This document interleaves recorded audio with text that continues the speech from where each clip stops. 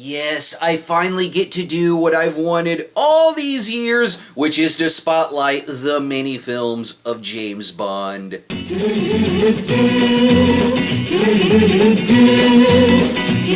What? No, not the knockoffs. I mean the classic Bond film series. But while I may have this VHS of Dr. No in my jacket, we gotta go back to Bond's first screen appearance. Super British Secret Service agent James Bond began his screen life in 1954, 1 year after the release of Ian Fleming's novel Casino Royale, in this televised adaptation of the Fleming novel. This TV Casino Royale aired as Episode 3 in Season 1 of the anthology series Climax, which aired for 4 seasons on CBS from 1954 to 1958. Casino Royale was performed live in front of home audiences and starred Barry Nelson, who you might remember as hotel manager Ullman in The Shining, and Peter Lorre as the villain Le Chiffre, as it's sometimes pronounced here. The episode was considered lost for many years until its kinescope rediscovery in the 1980s.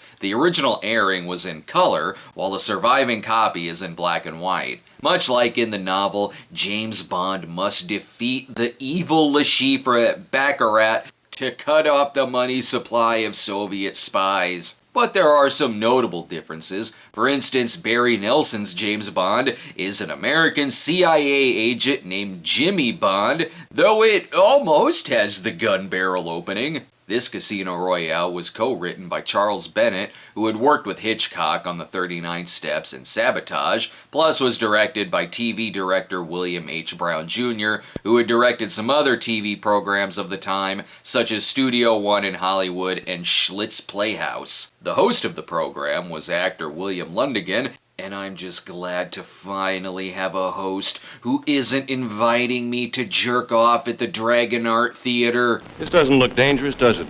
But it's killed plenty of men and women. It's made beggars of many and millionaires of a few. In other words, as inviting as it may be, don't stick your dick in it, boys. Color me intrigued by this uncomfortable-looking shoe. The game to be played tonight is for the highest stakes of all. A man is going to wager his life. And judging what he's doing with the cards, it's a dramatic game of 52 pickup. The live broadcast is divided up into 3 acts if they can survive the first. Yeah, okay, maybe aim better next time. You were only like 6 feet away. Anyway, that was weird. Now who wants to play some slots? These people are acting relatively normal considering the assassination attempt that just happened. As you can see, Sean Connery wasn't available, so we got Flash Thompson instead. This whole thing looks like if The Shining ended with Ullman discovering an old picture of himself in the Overlook. But will he be as cool as Connery? Aren't you the fella who was shot? No, I'm the fella who was missed. What a stupid question. Do I look like I have any bullet holes in me? This is British agent Clarence Leiter, who is basically a fusing of Felix Leiter and Renee Mathis. Both he and Bond are sent to stop Peter Lorre. Don't let the M on his back fool you. He is not the head of the Secret Intelligence Service. But it's best we let Leiter and Bond get to know each other. Good evening, gentlemen. Scotch? Yes, water. 2 scotch, 1 water, 1 soda. Ah yes, James Bond's famous drink, water. Perhaps they can take on Le Chiffre and take time out to explain the game of Baccarat for the audience. Or pronounced Baccarat again, depending on the scene. One player buys the bank. He puts up all the money. Everybody plays against him. They can play for part of it or all of it. Yeah, I'm already lost. Can we just play Go Fish instead? I know that game. After this, kids everywhere use their paper route money to buy a deck of cards and some cigarettes. Le Chiffre is gambling with Soviet funds, so if they beat him at cards, they will clean out both Le Chiffre and the Soviets, plus the henchmen too. Fellow who looks like a basset hound, the one who walked past us now. That's Zoltan. Whoa, burn! Let's not be rude here. We're just trying to have a fun game, you guys. Thankfully, Bond has his lucky charm, Valerie Mathis, instead of Vesper Lind. So it was you those men were shooting at. But why? Maybe they needed the practice. Yes, clearly they need way more practice. Alright, look, this is only a 50-minute program. We have to get to the sex fast.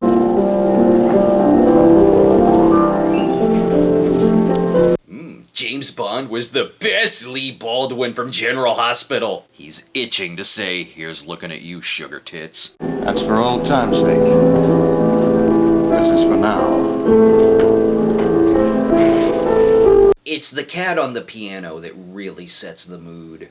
Unfortunately, she is Le Chiffre's girlfriend, or Le Chiffre's girlfriend, or Le Chiffre's girlfriend. I forget how they're pronouncing it in this scene. Anyway, she's sent in to spy on Bond. Wow, there was a lot of backstage drama before Terry Stafford went on the Ed Sullivan stage. They best keep it down. The villains are in the next room trying to listen to the Little Orphan Annie show. They did a very obvious job bugging the place. Look at how big of a shadow that microphone is casting. Stupid villains. They don't even know when they've been double-crossed. You were once so close to him, I just wanted to make sure about your present feelings.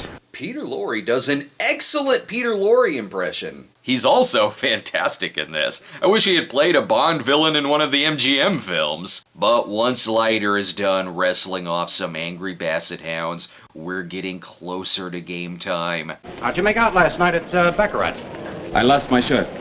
Maybe you're a bad teacher. Cigarette.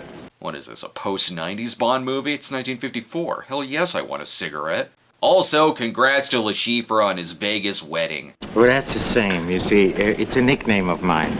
After the war, I was a displaced person, just a... Your name is actually pronounced villain, isn't it? Anyway, the stakes of this game are high. If Bond wins, then Valerie will die. He's with a different girl each movie. And at least there's not a bucket of gold paint around if he ruins this card game. And he is begging for a commercial break. And thus, with Act 1 ending, we can have a word from our sponsor, Wilkins Coffee. Care for a cup of Wilkins coffee? No, I don't like coffee. This has been a public service.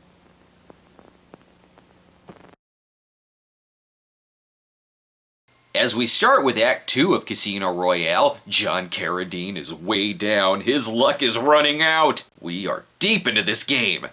9 at the bank. And 7.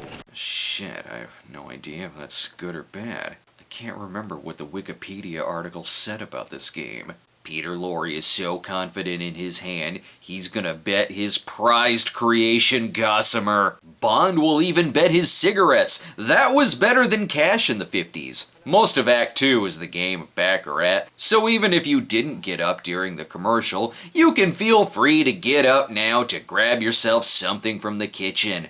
I don't care if the vodka is shaken or stirred, just pour it right on top of my bowl of popcorn. I am out of butter and still want to do something terrible to my body while sitting on my ass watching live TV programs. Things are getting rocky. Bond loses his money, which means the show will end and lead right into the events of World War III.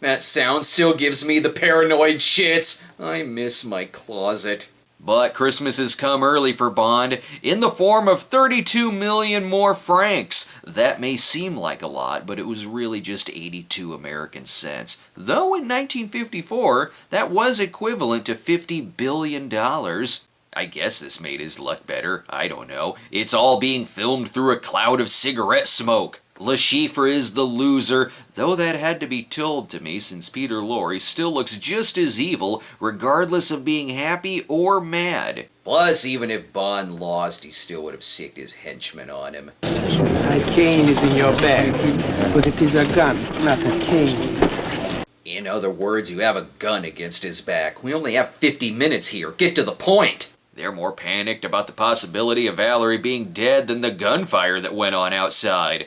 We must race to the climax. After all, the show is literally called Climax. And I think someone is keeping watch on him since they're not being too subtle with the spy flashlights. Ah, good, you're safe. Now for the sexual climax.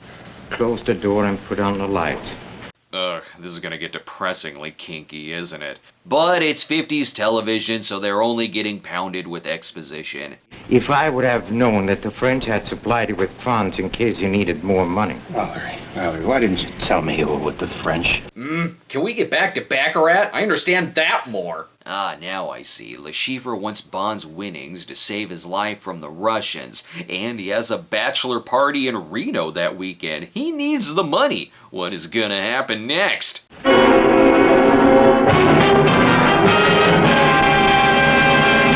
Obviously, Bond will die. Or maybe not. Who knows? Stay tuned for Act 3 after another word from Wilkins. You have any Wilkins coffee in your house? No. You know, a house isn't a home without Wilkins coffee.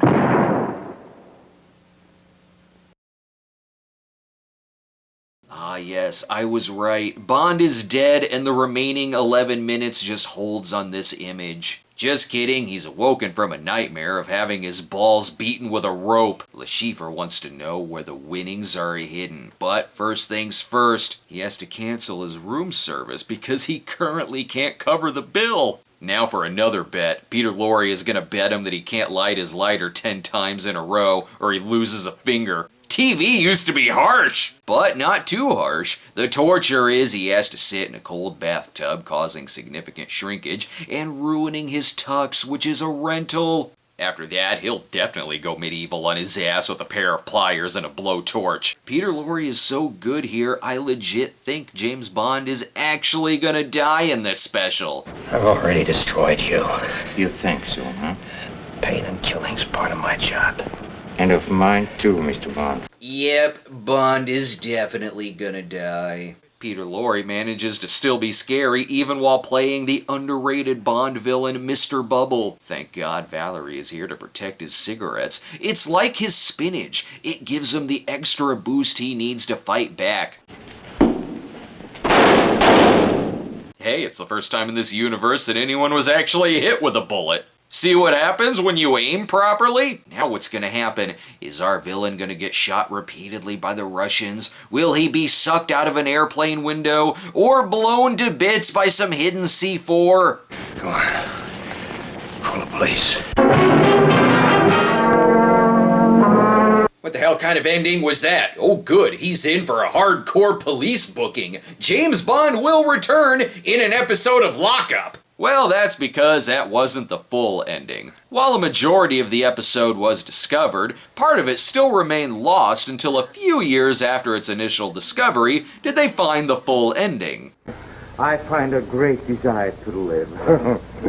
What are you going to do, Mr. Bond, huh? What are you going to do? And in the full ending, Peter Lorre is given all the Emmy Awards! It also looks like it was shot through amazing peephole vision. Bond wakes up long enough to shoot our villain, but the real climax is what happened to our host, William Lundigan. Incidentally, ladies and gentlemen, delegates from all over the world are now meeting in Chicago at the 42nd National Safety Congress. Okay, fine, I'll jerk off in the Dragon Art Theater. While being a very primitive James Bond production, there's still a lot to admire in the 1954 Casino Royale. Barry Nelson is fine as an American 50s TV version of our hero, as long as you're not comparing him to anyone else. But Peter Lorre, on the other hand, could hold his own against all the Blofelds and other classic big screen Bond villains. The episode almost led to a James Bond television series, in which Fleming was hired to write 32 episodes, but when that didn't happen, he adapted some of that into For Your Eyes Only. And you know, we got the other Bond series instead, or something.